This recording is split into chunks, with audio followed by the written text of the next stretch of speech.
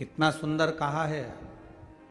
सोमवार का उद्यापन कर लो, एकादशी का उद्यापन कर लो, संक्रांति का उद्यापन कर लो, अधिक मास का उद्यापन कर लो, छठ का उद्यापन कर लो, तीज का उद्यापन कर लो, चतुर्थी का उद्यापन कर लो। तुम्हारी मर्जी पड़े, जितने व्रत तुम करती हो उसके उद्यापन करो। पर शास्त्र कहता है उस उद्यापन में घर के लोगों को नहीं गिना जाता।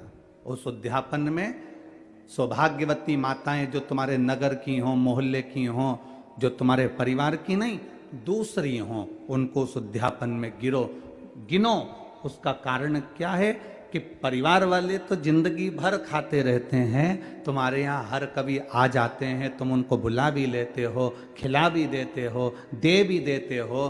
परिवार को दिया दान नहीं कहलाता। जब दूसरी कोई सौभाग्यवती नारी तुम्हारे यहाँ उद्यापन में भोजन कर कर जाएगी तब वो दान कहलाए। परिवार में से गिनना है तो बहन बेटी को गिन लो, परिवार में से गिनना है तो भांजी को गिन लो, परिवार में से गिनना है तो कोई भतीजी को गिन लो। पर हमने हमारी 4 जेठानी है, चारों को हमने उद्यापन में गिन लिया। हमारी 5 देवरानी है, हमने 5 को उद्यापन में गिन लिया। हमारे काका जी की जो लड़कियां हैं, हमारी जेठानी आदि का जो भी उनकी बहुएं हैं, हमने उनको भी उद्यापन में गिन लिया। ये उद्यापन नहीं लगता। उद्यापन हम जब दूसरे को देते हैं, कई लोग कहते हैं हमने बेटी का विवाह करा तो उसको साड़ी दी तो हमारा दान लगना चाहिए, बेटी की शादी होने के बाद हम बेटी को कुछ दे रहे हैं तो दान लगना चाहिए, हमने बेटी को अंगूठी बनवा कर दी तो हमने दान कर दिया, हमने बेटी को वस्त्र दिया तो दान कर दिया।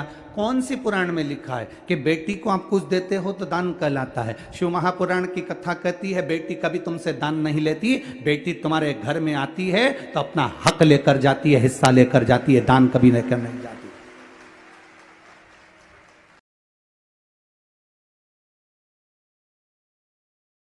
बेटी को दान दे दिया, एक आध दिन काले कोट वाले भैया को लेके आ गई ना, अगर एक दिन आ गई ना काले कोट वाले को लेके, फाइल माइल सब लेके, उस दिन फिर तुम जी जी जी जी करते रहोगे। एक साड़ी देकर कभी एहसान मत मानो कि हमने बेटी को कुछ दे दिया, हमने बेटी को कुछ प्रदान कर दिया, हमने दान दे दिया। बेटी कभी दान नहीं लेती, बेटी तो खुद दान में जाती है। उसको हमारे यहाँ सनातन धर्म में कन्यादान कहते हैं। बेटी तो खुद दान में जा रही है।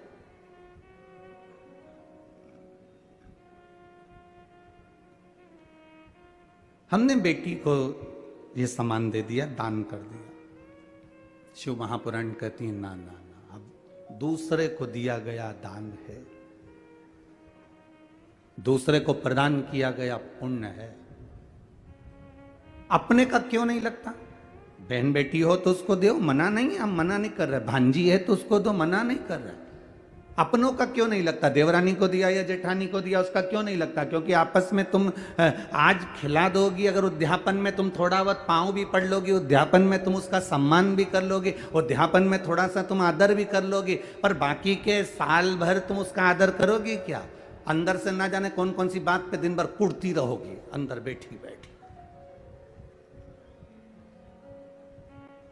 तो ये पुण्य कहां से लग गया? ये दान कहां से लग गया? दान अनायासी होता है।